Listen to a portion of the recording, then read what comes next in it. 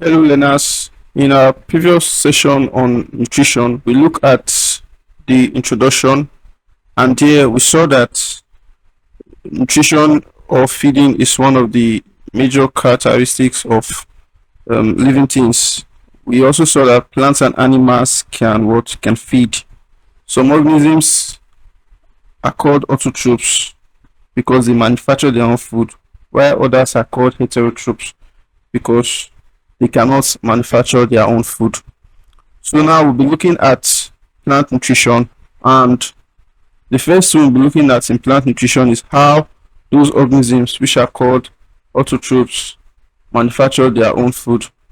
So these organisms manufacture their own food by the process of photosynthesis. We'll be looking at what photosynthesis is and the steps that happens in photosynthesis. By way of definition, photosynthesis is the process by which green plants, which are also called autotrophs, manufacture their food. And these food are organic compounds. They manufacture this food from carbon dioxide and water using energy that is absorbed from the sunlight by chlorophyll with the help of enzymes, while oxygen is liberated as a byproduct. So now I'm going to be showing you a chemical equation that shows the process of photosynthesis. So in this equation, just like from our definition, we see that carbon dioxide, that is 6 molecules of carbon dioxide there, combines with water, and this water also has 6 molecules, and they do this in the presence of light and chlorophyll. So this is going to produce glucose, which is the sugar, and oxygen will be liberated as byproduct. The E there signifies energy. So from this equation, we see that the first stable product of photosynthesis is the simple sugar, which is the glucose, and we can see the glucose there as I've said before. So that glucose is the first stable product of photosynthesis. So that is all about that in the chemical equation involving photosynthesis. The process of photosynthesis occurs in all green parts of plants. The process of photosynthesis takes place in all the green parts of a plant. But although all the green parts is those areas that contain chlorophyll of a plant can carry out photosynthesis. The leaves, however, are the primary photosynthetic organ. And in this leaf, the major site where photosynthesis occur is the palisade mesophyll. And there's reason for this. This is because the palisade mesophyll contains more chloroplast or chlorophyll than the sporulin layer or other parts of the leaf. And another reason for this is that palisade cells are located just beneath the upper epidermis, where the chlorophyll could absorb more sunlight. We'll be looking at the transverse section of a leaf showing the chloroplast containing chlorophyll. Now we'll be looking at a diagram that shows the transverse section of a leaf showing chloroplast containing chlorophyll, and this will enable us to understand the parts of a leaf that are involved in photosynthesis, although I've mentioned earlier about the spongy layer and the palisade mesophyll. If you are given this diagram to draw in exam conditions, there are some rules you should adhere to. First of all, every drawing should have a title. Like the title of this art drawing says, the transverse section of a leaf showing chloroplast containing chlorophyll. So whatever drawing you are giving, make sure you give it a title. And if you are going to draw, secondly, make sure you use a sharp pencil so that your work can have a neat outline. And also, try and make sure that there is no shading. Your drawing must be large. You have to draw your drawing so that your diagram will be large. You should label the necessary structures, and in labeling, you should use a ruler and make sure that your labeling lines do not cross. So having said that, we'll be explaining this diagram that you can see here. So in this diagram, we see the transverse section of a leaf that shows the chloroplast containing chlorophyll. So in this leaf, we see different label structure. The first one here is the cortical. The cortical, as you can see, has been labeled. This is a waxy layer, and this waxy layer is on top of the epidermis. And what this waxy layer does is that it prevents water loss and provides barrier against what? Pathogens. Pathogens are foreign what? Organisms. The next label structure there is the epidermis. The epidermis is the outer layer of cells that protect the leaf and also helps to reduce water loss. The next structure we are going to be looking at is the palisade. Also, people call it the palisade mesophyll. And this structure is located beneath the upper epidermis. You can see the upper epidermis there. And this layer contains chloroplast. These chloroplasts in this layer are tightly packed. And this palisade mesophyll is the main site of photosynthesis. Don't forget that, as is very important. The palisade mesophyll is the main site of photosynthesis in the leaf. So the next structure we'll be looking at is the vascular bundles. The vascular bundles, also known as the veins of the leaf. These vascular bundles consist of the xylem and phloem. What this structure does is that they help in transporting water, nutrients, and sugars. The xylem, for example, carries water from the roots, while the phloem transports sugar that is produced during the process of photosynthesis. Having looked at the vascular bundles, we'll be looking at the spongy mesophyll. The spongy mesophyll is a layer of tissue that consists of loosely arranged cells with air spaces. These air spaces, as you can see there, is responsible for gaseous exchange. That is the function of the air space that is present in the spongy mesophyll. So the next structure we'll be looking at is the stoma or stomata. The stoma are openings, microscopic openings, and it's usually located in the lower epidermis. You see the lower epidermis there. What this stoma does is that it allows for gas exchange and transpirations, and this process is regulated by guard cells. You see the guard cells there. What the guard cells does is that the guard cells regulate the opening and closing of the stoma. There's something I want you to note, however, and that is, apart from chlorophyll, there are some other pigments which are capable of absorbing sunlight energy, and some of these pigments include the carotenoids. The carotenoids are orange in color. Another example of such pigment is the xanthophylls. The xanthophylls are yellow in color. Another of these pigments is the anthocyanin. Anthocyanin are bluish green. These pigments are known as accessory pigments, but however, they are masked by chlorophyll. And let's not forget that the chlorophyll is green in color, and the chlorophyll is the main photosynthetic pigment. This pigment, however, that is the carotenoid, xanthophyll, and anthocyanin, usually becomes visible when leaves fall and die. That is the reason why when some leaves fall and die, you start noticing some colors like the yellow color, bluish green color, and orange color.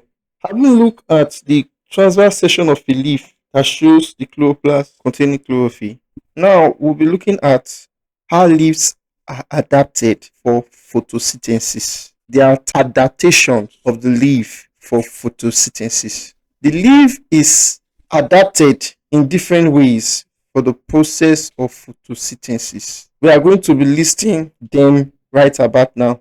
The first one is the presence of the broadleaf lamella. The broadleaf lamella is the flat, expanded portion of a leaf. That is, when you hold a leaf, if you look at the expanded portion, the surface area, that is what the lamella of the leaf. What the lamella does is that it provides a large surface for absorption of sufficient light. The second adaptation is the stomata. We have already described the stomata in the diagram we showed earlier. We also noted that the stomata allows carbon dioxide to diffuse into the leaf and oxygen to diffuse out. The next adaptation that the leaf has is the presence of the epidermis. The epidermis is a thin and transparent structure that allows more light to reach the palisade cells. So we see the epidermis from the diagram we showed earlier that is above the palisade mesophyll, and this epidermis is thin and transparent, and this nature allows light to enter into the palisade cells. The next adaptation is the palisade cells. The palisade cells contains many amount of chloroplast, and this chloroplast helps to absorb all the available light. So that is one great adaptation. The next adaptation is the presence of the thin lamella. The lamella of the leaf, apart from being broad, is also thin, and this provides short distance for carbon dioxide to diffuse into leaf cells. There is also the presence of the thin cuticle made of wax. And what this thin cuticle does is that it protects the leaf from infection, that is pathogens, and prevents water loss without blocking out light.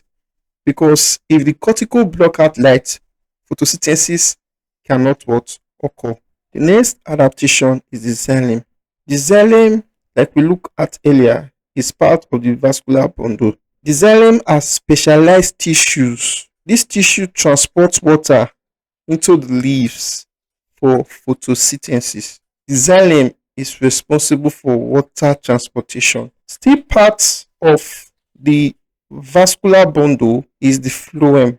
The phloem transports manufactured food from the leaf or to where the food is manufactured to other parts of the plant. Another adaptation is the network of veins. What the network of vein does is that it supports the leaf and transports water, mineral ions, and sugar.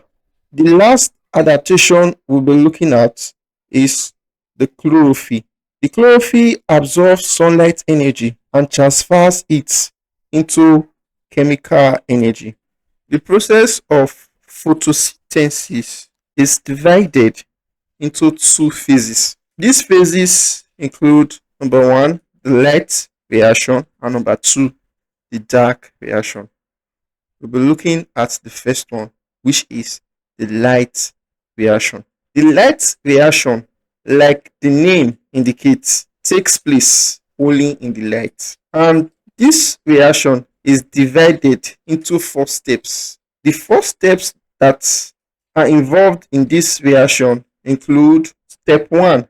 Step one is the energization of the chlorophyll. That is, the chlorophyll is energized. How is the chlorophyll energized? The chlorophyll is energized by simply absorbing sunlight energy. The next step, which is the step two, is the process which is called the photolysis of water. Lysis means to split. So when we say photolysis of water, we mean the splitting of water in the presence of light, because photon or photons represent energy. Water is splitted in the presence of light energy. The energy that is absorbed by the chlorophyll, like I said, is used to split water molecules, and the water molecules is being splitted into hydrogen ion and hydroxyl ion. So I'll be showing you how this happens in a chemical reaction, how the water is splitted.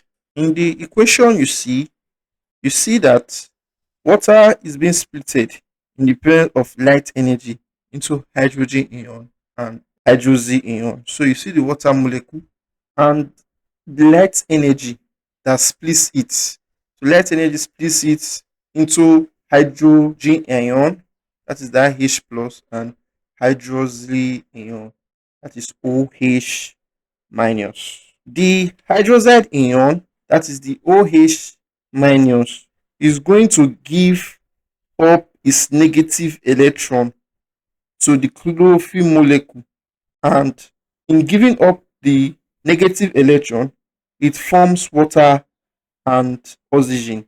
So I'll be showing you how the hydroxide ion gives up its negative electron to the chlorophyll molecule and thus forming water and oxygen in a chemical equation. But before I do this, I want to let you know so that you won't be confused with this initial one, that the equation you'll be seeing is in a more balanced form. That is why some figures will be added to the various molecules. Let me show you the equation now.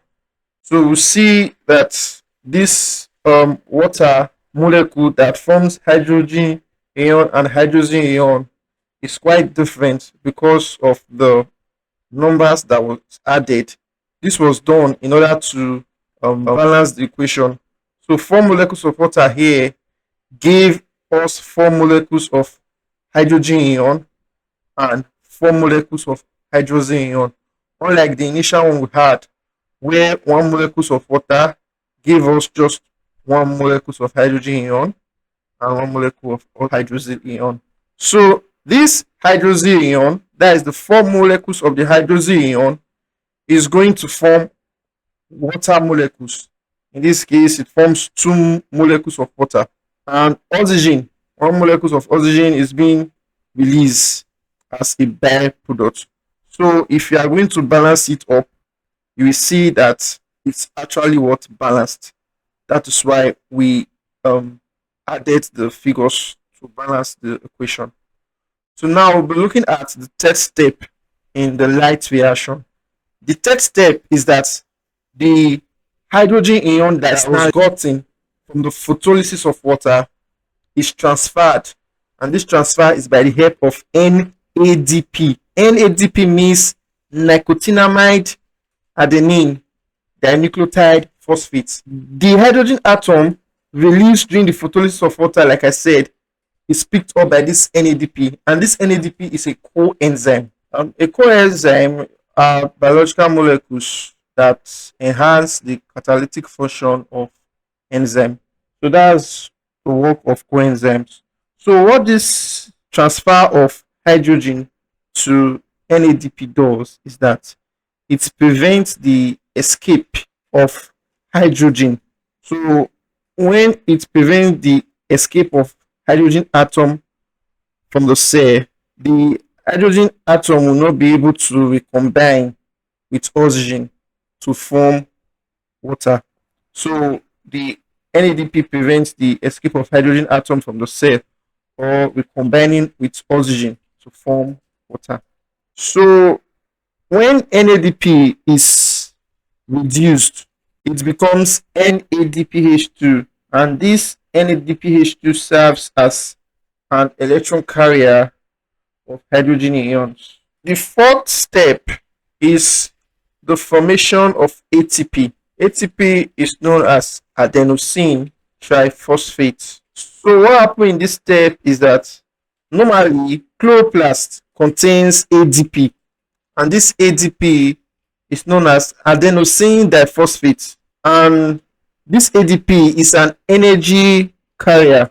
So the extra energy not used in the splitting of water molecule, that is in the photolysis stage, which is the stage 2, is released to ADP. And when this energy is released to ADP, it forms what we know as ATP. And this ATP is used in the dark reaction. It's important for us to know that this light reaction takes place in a particular section of the chloroplast.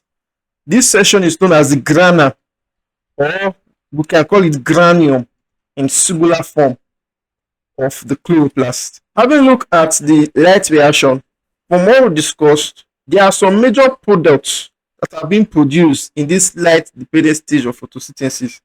And these major products, they have important functions. They are very important. So to enable you capture it easily, I'll be showing a table that will describe the major products and their importance. So the first of the major products of this light dependent stage is ATP, which I said earlier is also known as the adenosine triphosphate. What is the importance of this product? The importance of this product is that it generates energy for the dark stage reaction. The next major product we'll be looking at is the hydrogen ion. The hydrogen ion was gotten from the photolysis of water. Remember, in the photolysis of water, we had the hydrogen ion and the hydrogen ion. So now, what's the function of this hydrogen ion? The function of this hydrogen ion is that it combines with NADP, which is the nicotinamide adenine diphosphate, to form NADPH2. So I'll show you the process where it forms it. So two molecules of hydrogen ion will combine with NADP, and this is going to form the NADPH2. And we already know why, or what's the function of the NADPH2. The reason is because it prevents the escape of hydrogen out from the cell, or recombining it with oxygen to form water. So because when it's in this stage, the hydrogen ion cannot go and combine with oxygen to form water. So the next important product we'll be looking at is the hydroxyl ion, that is OH minus. What is the function of this hydroxyl ion? The hydroxyl ion forms water and oxygen gas, and the oxygen gas is being released as byproduct. We already gave the equation earlier on how this happens. So the next important product is the NADPH2, and this NADPH2 is the reduced nicotinamide adenine dinucleotide phosphate. We call it the reduced form because of the H2 present. That's why it is reduced. The function of this NADPH2 is that it helps to generate hydrogen ion, or to reduce carbon dioxide or CO2, so that carbohydrate is formed in the dark stage. So the NADPH2 plays a role in the dark stage reaction. And the last one we'll be looking at is the oxygen gas, O2. What's the function of oxygen gas? Oxygen gas is given off into the atmosphere for animals or other organisms to use for respiration. So now we have come to the end of the light reaction. We're looking at the other process that's involved in photosynthesis, and this is the dark reaction. The dark reaction have another name, which is the Calvin cycle. So as the name implies, dark reaction, it does not require light energy. It's unlike the light reaction that takes place only in the light because of light energy. In this dark reaction, carbon dioxide is reduced by combining with two atoms of hydrogen provided by a coenzyme. Remember our coenzyme NADPH2 that was gotten when NADP was reduced. So the carbon dioxide now will be reduced. And how is it reduced? By combining with NADPH2. And when it combines with NADPH2, it forms sugars. And this happens after a series of stepwise reaction. You undergo series of stepwise reaction to form sugar. Of note is that each step of those reactions is controlled by specific enzymes. They are enzyme regulated. The energy that is needed for the formation of sugar is provided by ATP. And remember that the ATP was gotten from the light reaction when ADP combined with energy. Of note also is that this dark reaction takes place in a specific part of the chloroplast. This is the stroma of the chloroplast, unlike the light reaction that takes place in the grana of the chloroplast. It's important for you to remember those key things. The light reaction takes place in the grana, or if it's in singular form, like we said, the granium of the chloroplast, while the dark reaction takes place in the stroma of the chloroplast. So I will show you a chemical equation which I'm sure you should be familiar with by now, of how this dark reaction takes place. So I will show you a chemical equation of how the carbon dioxide is being reduced to form the simple sugar. So in this chemical equation, we see that 6 molecules of carbon dioxide combines with 12 molecules of hydrogen ions in the presence of enzymes. Remember I said they are enzyme related, to form the simple sugar, the C6H12O6, and 6 molecules of H2O, which is water. So you see the product of this reaction is actually the end product of photosynthesis. And remember, initially we said that the major product, or the first product of photosynthesis, is the simple sugar, which is the C6H12O6. So this brings us to the end of our discussion on the dark reaction. Have a look at the dark and light reaction stages of photosynthesis. Of importance are the materials and conditions that are necessary for photosynthesis. So we'll be mentioning them here now. The materials that are needed for photosynthesis include: number 1, water; number 2, we have carbon dioxide; the third one is light energy; then we have suitable temperature and chlorophyll. These are the materials that are needed for photosynthesis to take place, and without them there will be no photosynthesis. There are also factors that affect the rate of photosynthesis, and these factors could either be external factors. When we say external factors, we mean it's coming from the environment, and they include light intensity or sunlight, carbon dioxide concentration, temperature, pollution, and water. We also have internal factors that affect the rate of photosynthesis. When we say internal factors, we do not mean the environment. We mean what's happening inside the plant. Those factors that are in the plant that actually control or affect the rate of photosynthesis. These internal factors include hormones, chlorophyll or presence of chlorophyll or chloroplast. We also have enzymes and the number or the state of stomata. Now we'll be talking about what evidence can we know that photosynthesis have occurred. We'll be looking at the evidence of photosynthesis. The first main product of photosynthesis, which is the simple sugar or glucose, this is the evidence. It is immediately converted into starch for storage. The presence of starch in the leaves therefore shows that photosynthesis has occurred. So sugar, which is in the form of starch, shows that photosynthesis have occurred. But however, there are some plants that do not change their sugar into starch. Example, the monocotyledons plant. These monocotyledons plants do not change their sugar into starch. But if such leaves are tested for starch, a negative result will be obtained. What happens in this plant is that part of the food that is being synthesized are converted to soluble forms, and these soluble forms are carried in the phloem. Like, remember, the phloem is part of the vascular bundle that transport food. So when it's being carried by the phloem, it's transported to storage organs. So the leaves of this plant will test negative for starch.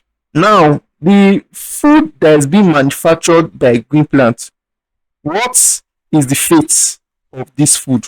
First of all, like I mentioned before, the first stable product of photosynthesis is glucose. And this glucose is being transported to different parts of the plant through the phloem. So that is one of the feats, that this glucose will be transported to different parts of the plant through the phloem. So this glucose can be combined with other elements such as nitrogen and sulfur to form proteins. And the function of protein is for growth. The glucose can also be converted to starch and it will be stored. Also, the glucose or manufactured food can be used in respiration or metabolic activities to produce energy. There are some other products such as the lipids and cellulose that can also be manufactured from glucose. These are basically the fates of food manufactured by green plants.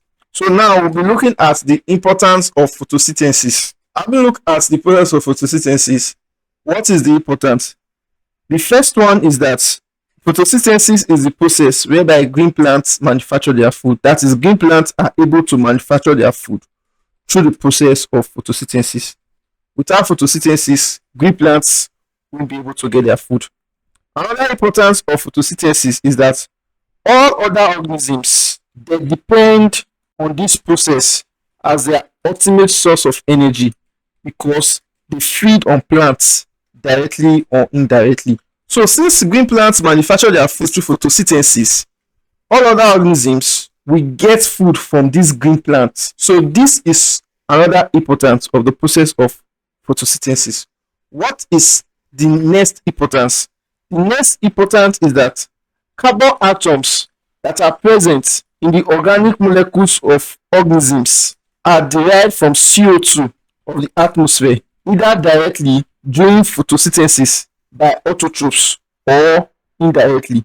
Heterotrophs use organic molecules formed during photosynthesis. So we know during the process of photosynthesis that the carbon dioxide is going to combine with water to form a simple sugar. So the carbon atom that is present in those simple sugar is being used by what? Organisms. So heterotroph use the carbon atoms that is being present in what? In the simple sugar that is being produced. Another important of photosynthesis is that photosynthesis helps to purify the environment. How does this happen? It purifies the environment by removing carbon dioxide from it. You know, carbon dioxide is toxic, harmful to the human body. So when photosynthesis removes carbon dioxide from the environment, it adds oxygen to it. So it removes carbon dioxide, thereby adding oxygen to it. And this maintains a fairly constant of the oxygen and carbon dioxide in the atmosphere. So photosynthesis helps to balance the carbon cycle so that the atmosphere can be what? Purified. We have looked at the process of photosynthesis and its importance. We also look at the fate of manufactured food by green plants and the factors that affect the rate of photosynthesis and materials and conditions needed. Now we'll be looking at some experiments under photosynthesis. The first experiment we'll be looking at is the experiment to test for starch in a leaf. So for every experiment, in case for exam condition, if you are asked to describe any experiment, first thing you have to do is to know what you'll be talking about. So you have to state your aim, the materials you will need, then you draw a very good diagram. And during your diagram, you should remember that your diagram should have a title. Your diagram you should label with ruler and the line should not cross. There should be no shading. And also, your diagram should be as large as possible. So then after your diagram, you have to talk about your methods, your observation, and your conclusion. Your method or your diagram, you can either exchange any of the two. Anyone can come before anyone. So now for this experiment to test for starch in a leaf, our aim will be to test for starch in a leaf. Then the materials we'll be using include fresh green leaf, a Bunsen burner, we'll need a tripod stand, We also need a test tube. We'll be using a petri dish. We'll be using beakers. We'll be using water, iodine solution, forceps or dropping pipettes, and alcohol. So I will show you the diagram on how the experimental setup should look like. So this is how the experimental setup is going to be looking like. This is just for theoretical sake, in case you are giving an exam, you draw this diagram and leave it as it's shown. So now we'll be looking at the method that is involved in this experiment. So the method include the following. First of all, we pluck a fresh green leaf from a plant in the sunlight. Then after plucking, what we do is that we boil the leaf in water for 5 minutes to kill the protoplasm, to also inactivate enzymes and burst any starch grains present. Take note, we boil the leaf in water for 5 minutes to kill the protoplasm, inactivate enzymes, and burst any starch grains present. The third step is that we place the leaf in a tube about 1/3 full with 70% of alcohol. Now the tube, we place the tube in a water bath and warm the water gently until the alcohol begins to simmer. When we say simmer, we mean that it's just below boiling point while bubbling gently. This alcohol, the function is that it's going to decolorize the leaf. The next step is to dip the leaf in warm water to soften it. The last step is that we place the leaf on a petri dish containing dilute iodine solution for 5 minutes. After doing these experimental procedures, we are going to note down our observations. The observation you have is that if starch is present, the leaf is going to turn blue-black. But if starch is not present, there will be no color change. So the conclusion you should give is that this shows that the leaf has photosynthesized. Now we're looking at another experiment, and this experiment is to demonstrate that oxygen is released by green plants during photosynthesis. I've already mentioned the order of outlines for writing an essay on this. So the first thing is you talk about your aim, and here our aim is to show that oxygen is released during photosynthesis. So we have to know the apparatus we'll be using. What are the apparatus? The apparatus include 2 beakers, most preferably 1 liter each. Then we have the water plant. Then we have a glowing splint. Then we have the water. Then we have furnace. The furnace should be 2 and 2 test tubes. So what is the method for this experiment? The method is that the water plant is placed in a beaker containing the fresh water, and this is covered with an inverted funnel, and we label the first one tube A. Then the same thing is done with a controlled experiment that we will label B. Only that where we are going to be exposing A to sunlight, B will be covered in a cardboard paper, and we are going to leave them for some time. So I will show you a diagram to actually show what the setup is going to be looking like. So this is how the setup of the experiment will look like, and don't forget the guidelines as to drawing your diagrams in exam condition. So now we'll be looking at the observation. So what's our observation? Our observation is that bubbles of gas is noticed in experiment A on passing a glowing splint at the test tube of end A. So if we are going to pass a glowing splint at the test tube end of A, we see that it's going to rekindle, but no bubbles were noticed in B. This is because it could not rekindle a glowing splint. So why A rekindled a glowing splint, B did not rekindle a glowing splint. So now what is our conclusion? The conclusion to this is that the gas that evolved in A is oxygen, And this is because it was able to rekindle a glowing spirit. That is one of the characteristics of oxygen. Oxygen rekindle a glowing spirit. And this confirms that oxygen is produced during the process of photosynthesis. The next experiment we are going to be looking at is the experiment to show that green plants require sunlight for photosynthesis. So, like we said before, we have to talk about our aim.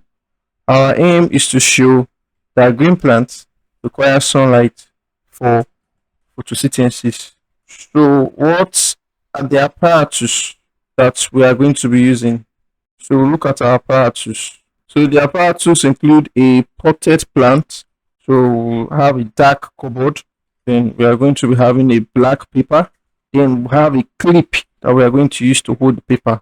So, what is the method we're going to be using, or the procedures that we'll be applying to this experiment? So, we'll be looking at the method. The method is as follows. We take a potted plant, and this potted plant should be well watered. Then we discharge the leaves. We discharge the leaves by keeping the plant in a dark cupboard at least for 24 hours or overnight. After that, we are going to test the leaf sample of the plant for starch. When we test the leaf sample of the plant for starch, the result we are going to be having is a negative result, and this will show by the yellowish brown color that appears, and this yellowish brown color shows the absence of starch. So the next thing we are going to do is that we are going to take a leaf of this plant in which starch is absent. Now we take a leaf of this plant and we partially cover it with black paper, and this black paper is going to form a design. And after that, we expose the plant to sunlight for at least 4 to 6 hours, and then we will test the leaf of this plant for starch. So after doing this procedure, we are going to note our observation down. But before noticing our observation down, I'm going to show you how the experimental setup will look like on the diagram. So this is how your experimental setup will look like. And what this is actually showing, in the first part there, that you see a black paper strip that is used to cover the leaf of the plant, one of the leaf that's attached to the plant. So in the other leaf, you see that the strip has been removed and the plant is tested for starch. So how do we test for starch? So we test for starch using iodine solution. So what we observe is that the covered leaf part is going to show a brown coloration, and this is because starch is not present in the part that was covered, while the part that was exposed is going to show blue-black coloration, because these areas of the leaf are affected with iodine due to the presence of starch. So the result of this experiment simply shows that starch is present in the area of leaf exposed to sunlight, but absent in the leaf part that is covered with black paper. So therefore, what is our conclusion? Our conclusion simply is that the area of the leaf exposed to sunlight gave a positive iodine test, and this indicates that sunlight is necessary for photosynthesis. Now we'll be looking at some examples. Having come to the end of our discussion, the example we have to aid our understanding. So the first example says that the oxygen given off during photosynthesis process is derived from A. Sunlight, B. chlorophyll, C. carbon dioxide, D. atmosphere, E. water. The answer to the question is E. This is because oxygen given off during photosynthesis is derived from the splitting of water. If you can remember very well, in our steps in the light reaction, we mentioned about the photolysis of water, which is the splitting of water. That is where we get the oxygen from. The second question says, which of these is a direct photosynthetic product? A. Glucose, B. Starch, C. Protein, D. Fat, E. Latex. From our teaching, we found out that glucose is a direct product of photosynthesis. This means our answer will be A. Glucose. So we'll be going to the next question. The next question says the major site of photosynthesis in the leaf is the A. Palisade parenchyma, B. Mesophyte parenchyma, C. Upper epidermis, D. Lower epidermis. The answer to this is A. Palisade parenchyma. This is because the Palisade parenchyma contains high concentration of chloroplast, and hence it is the major site for photosynthesis. Let's not forget that photosynthesis takes place where of chlorophyll, and chlorophyll are present because of the chloroplast. So the next question we'll be taking is the manufacture of carbohydrates by plants takes place only in A. the leaves, B. the green stem, C. chlorophyllous part, D. flowering plants. From our teaching, we spoke that photosynthesis takes place in the green part of plants because this green part contains chlorophyll. This means our answer will be C. chlorophyllous part, because any part of the plant that has chlorophyll and is exposed to sunlight will be able to carry out the process of photosynthesis, and this can be the stem, leaf, or flower. So then our next question says the dark reaction of photosynthesis involves A. Fissation of carboxylic to give a 6-carbon sugar, B. Fissation of carboxylic with the help of oxygen, C. Use of carboxylic to produce glucose using ATP, D. Fissation of carboxylic on chlorophyll using hydrogen. So the answer to this question is C. This is because the dark reaction of photosynthesis involves the use of carboxylic to produce glucose with energy, which is in the form of ATP. You can check back on the process of the dark reaction for better understanding. So we go to our next question. The next question says, during the manufacture of food by plants, which of the following organisms uses energy from the sun? The first organism we have here is Anabena. The next organism is the sulfur bacteria. The next organism is the Nitrosomonas. And the next organism is Nitrobacter species. For you to be able to answer this question, you have to know from the options which of the organism mentioned is actually a green plant, because only green plants are autotrophs. That is, only green plants can manufacture their own food.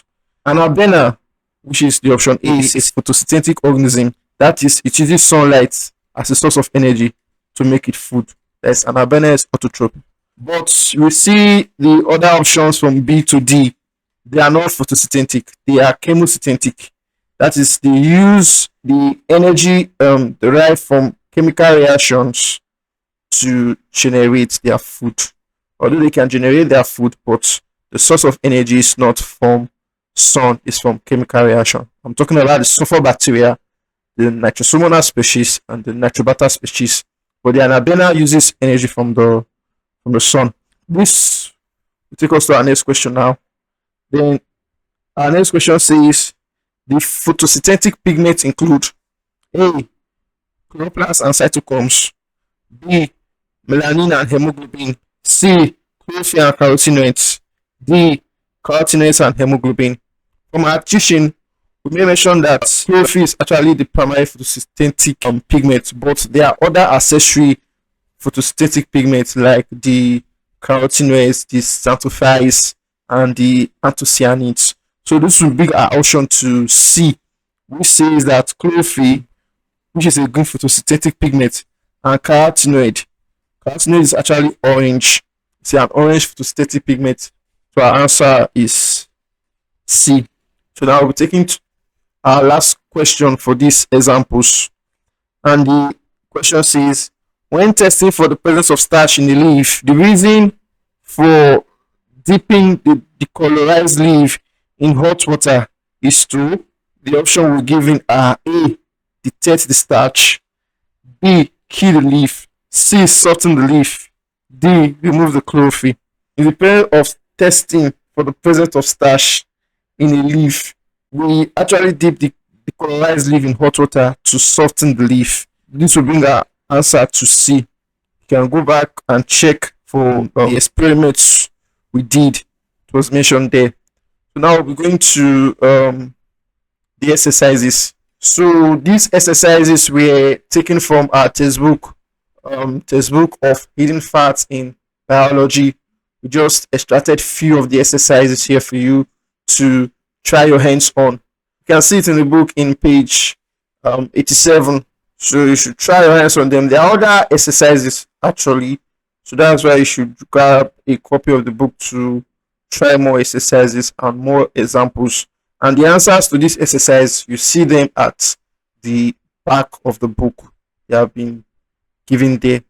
So thank you for listening and thank you for your time. See you next time.